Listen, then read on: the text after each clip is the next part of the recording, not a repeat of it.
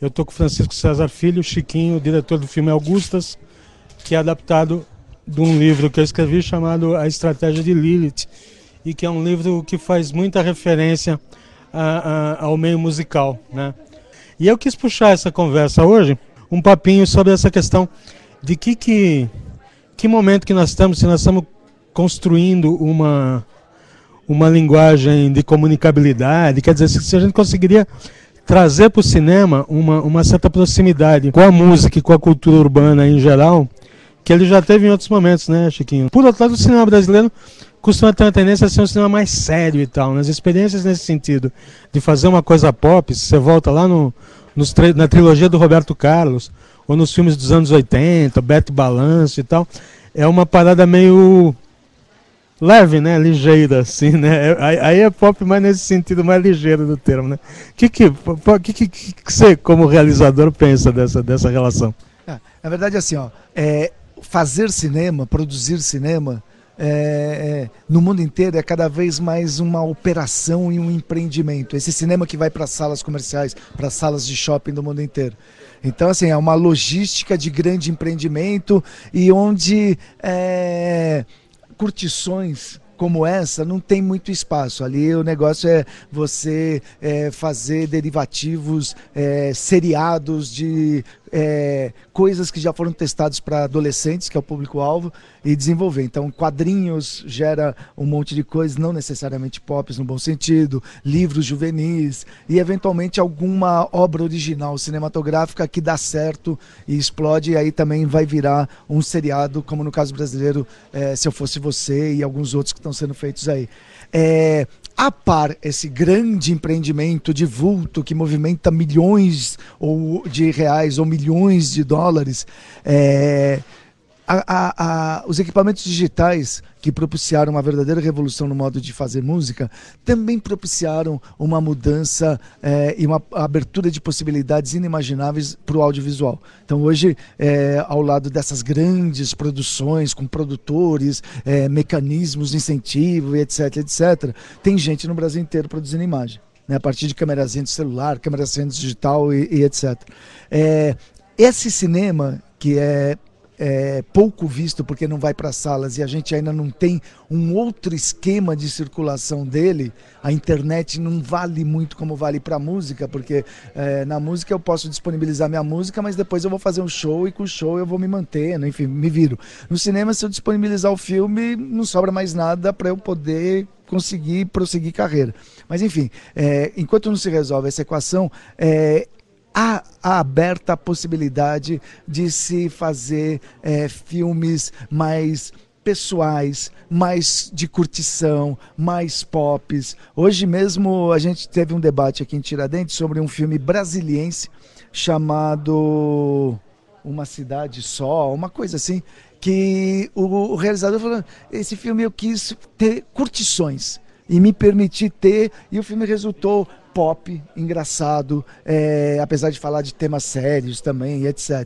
Mas a gente está vivendo um limiar no audiovisual que foi equivalente a uma revolução que a música resolveu há alguns anos já, que a gente tem os meios de produção, vamos resolver a circulação, porque aí cada um vai poder fazer o seu filme, e esses filmes que a gente assiste, que a gente tem acesso, vão deixar de ser só filmes que resultam de empreendimentos que demoraram anos e tiveram que ter seu projeto passando por milhões de filtros, por milhões de cabeças caretas, etc, etc.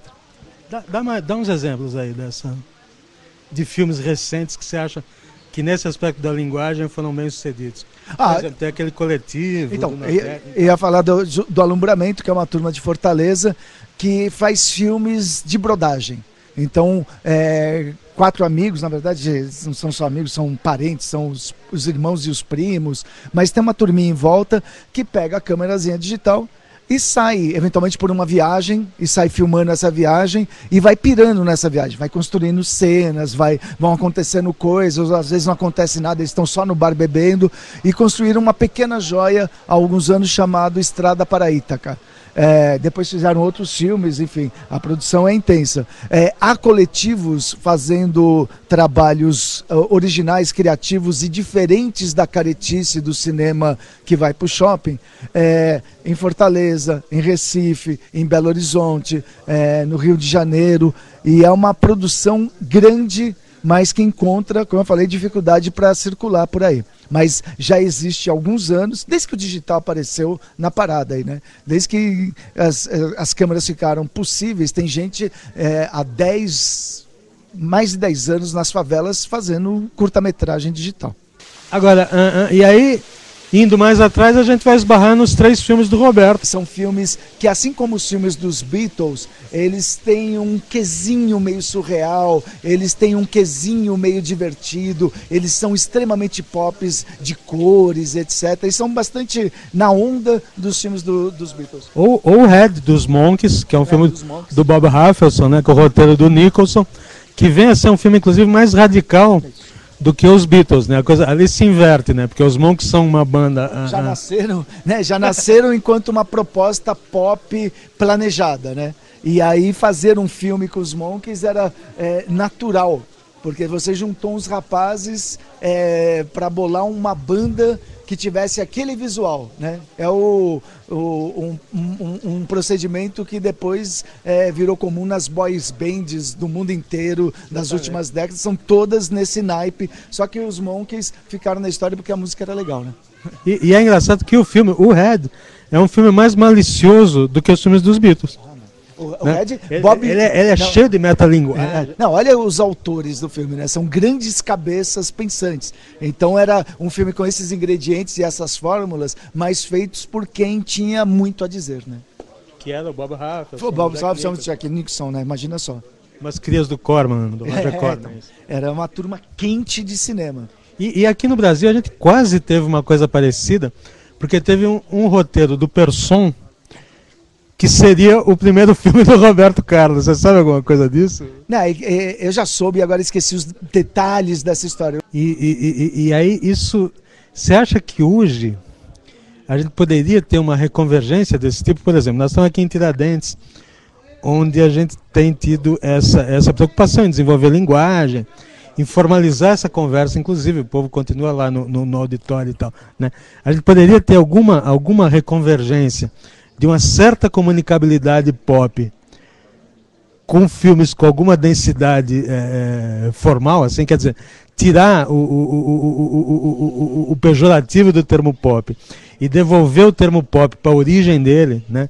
Que inclusive nas artes plásticas com o Richard Hamilton e com Andy Warhol significava um negócio maneiro, né? Que é uma interface entre uma produção que tem a ver com a cultura de massa e uma crítica a essa cultura de massa ao mesmo tempo.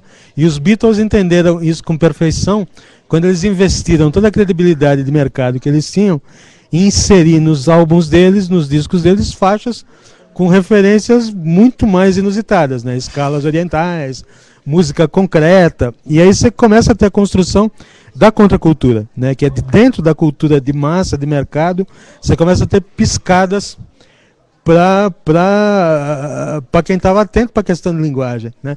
Então eu me pergunto se numa dessas a gente não está no momento de gerar isso, né? E até que ponto o Augustas tem a ver com isso, né?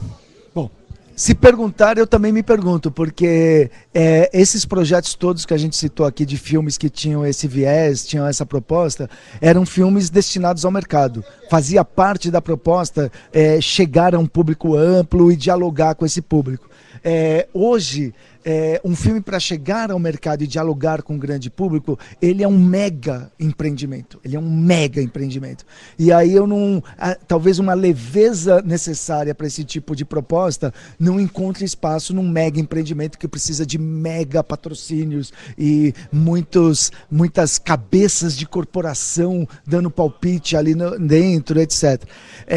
Existe esse outro cinema que a gente falou que está sendo feito em grande quantidade, mas o que está movendo, pelo menos até agora, essas pessoas são temas mais sérios, ou temáticas mesmo, sérias, existenciais ou sociais, ou linguagens, pesquisas de linguagem, umas coisas cabeçudas, na verdade. E também não consigo enxergar neles, até esse momento, alguém com despojamento de fazer uma coisa divertida, que dialogue com música, que dê prazer, ao mesmo tempo que seja inteligente. Não vejo no horizonte.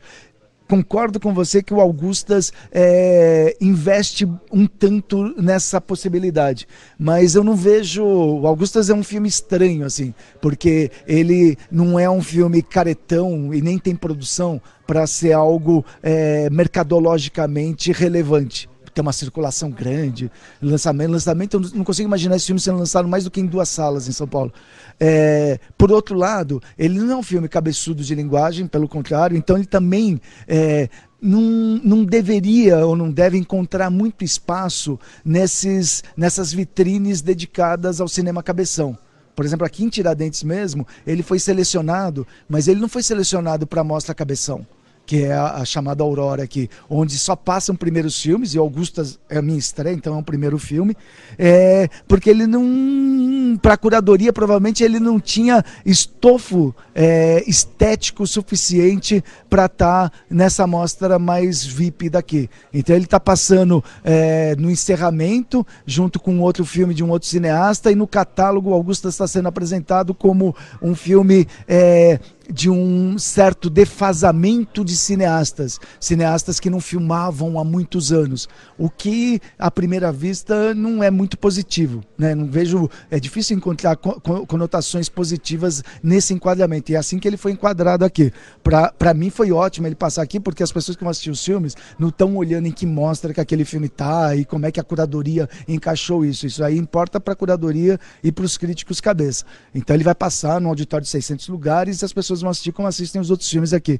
Mas essa vontade do Augustas de também ser pop, ele não tem só essa vontade, mas ele também tem essa vocação, que é falar de música, falar da vida urbana de um jeito leve. Ele tem esse tipo de cinema, não consigo ver ele emplacando nos mecanismos de fomento à produção cinematográfica, por exemplo, um edital do BNDES, que hoje é um grande edital para o cinema de mercado aqui. Ele não tem muita chance, a vocação de mercado dele é diminuta. E também não vejo ele passando em algumas vitrines, como a Semana dos Realizadores no Rio, a Janela de Cinema em Recife, onde o cinema cabeção jovem, criativo, mas cabeção, circula. E eu desconfio, mas é uma desconfiança que eu não quero nem dar bola para ela, que ele está aqui em Tiradentes também porque faz 7 anos que eu trabalho aqui nesse festival e que eu gosto das pessoas, as pessoas gostam de mim, e eu ofereci a World Premiere. Assim, o Festival de Tiradentes teve a oportunidade de lançar um filme em primeiríssima mão para o mundo. E na divulgação deles, me chamou a atenção isso, nos releases que eles mandaram para a imprensa, eles destacavam o festival aqui, o filme da abertura, um outro filme que estava no meio do festival, e o Augustas era destacado porque o World Premiere estava assim em caixa alta nessa divulgação. Então, o Augustas não tem muito onde ser enquadrado no cinema brasileiro atual. Foi assistido pela curadoria? Foi assistido pela curadoria numa cópia horrível, porque foi em dezembro, o filme não tinha edição de som nem mixagem. Então ele só tinha o som direto, que é uma pobreza, né? Mas enfim, o filme não estava pronto ainda. E ele não tinha marcação de luz. E ele foi filmado de um jeito onde, por opção da fotografia, da direção de fotografia, a gente não iluminou, assim, do meu ponto de vista, a gente clareou. Todas as cenas eram excessivamente claras, porque o nosso fotógrafo queria apurar isso na marcação de luz, que é um processo bastante criativo em cinema. E eu mesmo duvidava, falei, nossa, mas essas imagens estão horrorosas de clareadas. Parecia, mal comparando, exagerando, televisão, onde não se ilumina, se clareia, né? Se ilumina tudo, é tudo iluminado, não tem nuances nenhuma. Mas depois mordi minha língua, porque na marcação de luz o filme ficou lindo, mas o que o curador viu, há 1 mês e meio atrás, era a edição do filme, mas só com som direto, sem trabalhar nada aquele som, sem a edição de som que acrescenta ruídos, etc., sem marcação de luz, então tudo claro. Ele assistiu um filme que é longe de ser o filme que as pessoas vão começar a assistir a partir de hoje.